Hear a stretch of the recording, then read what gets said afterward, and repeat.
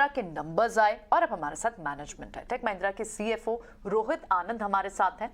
Numbers में जो morning mister आनंद, क्योंकि जो नंबर्स में मेजर क्वेश्चन दिख रहा है उसमें आपके EBITDA मार्जिन्स की Q&Q बेसिस बात करें वो 238 BPS से डाउन है। साथ ही आपके पैट में भी रेवेन्यू फ्लैट्स देखने को मिले हैं। बड़े रीजन क्या है? क्योंकि प्रेशर मार्जिन्स पर रीनेगोशिएशंस की वजह से दिख रहा है या फिर रैम डाउन्स, क्योंकि कई सारी डील्स में बदलाव तो हुए थे पीछे। हमने रीनेगोशिएशन का प्रेशर अभी नहीं देखा है, जो एक कोई ब्रॉड बेस्ड ऐसा कोई ट्रेंड नहीं है। बट ओवरऑल आई थिंक जैसे कि बहुत सारे डील्स पिछले 1.5-2 साल में ट्रांसफॉर्मेशन के थे, वो थोड़ा मिक्स चेंज होके vendor consolidation, cost efficiency programs पे आ रहे हैं। तो जनरली थोड़ा सा different dimension, but exactly from a renegotiation perspective ऐसा कोई ट्रेंड हमें देखने को नहीं मिल रहा है। एंड पाइपलाइन अभी भी स्ट्रॉन्ग है। थोड़ा सा क्लोजर टाइम सारे बिजनेसेस और डिलीजेंस कर रहे हैं to close and decide a deal, जिसकी वजह से टाइम थोड़ा इलोंगेट लग रहा है। But deal pipeline, momentum, discussion सब पॉजिटिव कस्टमर्स के साथ चल रहे हैं। ठीक है रोहित जी, अभिषेक बोल रहा हूँ। आपसे ये जानना चाहेंगे, क्योंकि देखिए मार्जिन का जो प्रेशर है ना अक्रॉस द बोर्ड है, पूरी आईटी कंपनीज में हम देख रहे हैं, लेकिन आपके नतीजों में हमने काफ़ी ज़्यादा हिट देखा है और 23 महीने में सबसे लोवेस्ट लेवल पर मार्जिन पहुंच गए हैं। अगर आपसे मैं ये पूछूं कि अगर मार्जिन को सुधारना है, अगर फिर से उसको अगर हम 14% के स्तर तक जाते हुए देखेंगे, तो उसके पीछे आपकी ग्रोथ की क्या स्ट्रेटजी होगी, क्या इनिशिएटिव्स आप ले रहे हैं? अनीशा, मैं कोई एज अ कंपनी गाइडेंस नहीं देना चाहता जो हम एज अ पॉलिसी फॉलो करते हैं। बट मैं लीवर्स आपको बता देता हूँ कि हम नेक्स्ट ईयर पे ओवरऑल मार्जिन को बढ़ते हुए देखना चाहते हैं और हमारे पास उसके लीवर्स हैं। प्रोडक्टिविटी हमारा सबकॉन अभी भी 12, 12.5, 13% के आसपास है।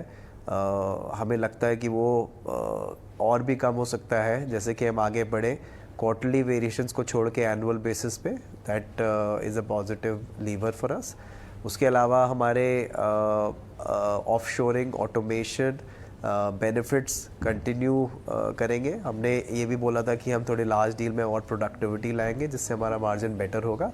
एंड जोग्राफी मिक्स, जैसे जैसे हम ज़्यादा बिजनेस यूरोपन अमेरिका में कर रहे हैं उससे हमारा मार्जिन मिक्स भी बेटर रहेगा। एंड मैंने ये भी बोला था कि हम non strategic low margin business को कंटिन्यू टू डीप्रायोरिटाइज एंड आइदर उसको रोकेंगे, बंद करेंगे या फिर उसको बेचेंगे। वो हमारा काम जारी है एंड हम पोर्टफोलियो को क्रिएटिव करते रहेंगे जैसे जैसे हम आगे बढ़ते हैं। ठीक है रोहित, अगले साल के लिए लीवर्स के लिए क्या संकेत इस वक्त नजर आ रहे हैं? देखिए मार्जिन्स पर आप गाइडेंस नहीं देना चाहते, लेकिन डायरेक्शनली क्या at least it is fair to say 11.2% margins have बॉटम्ड हो चुके हैं क्या, आपकी राय?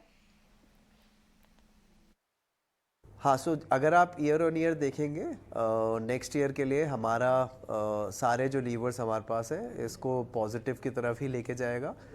While as you know quarterly variations based on the timing of increases, all that vary quarterly fluctuation, but सालाना तरीके से अगर आप इसके देखिए तो ओवरऑल मार्जिन इससे नॉर्थ की तरफ ही जाएगा।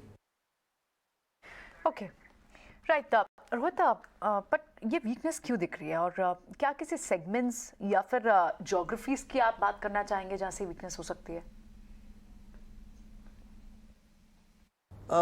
रिटेल एक ऐसा सेगमेंट है जहां हमने इस क्वार्टर रिडक्शन देखा, वो काफ़ी कुछ सीजनैलिटी के ऊपर था। बट बियॉन्ड द सीजनैलिटी हमें लगता है कि रिटेल का वीकनेस कंटिन्यू रहेगा।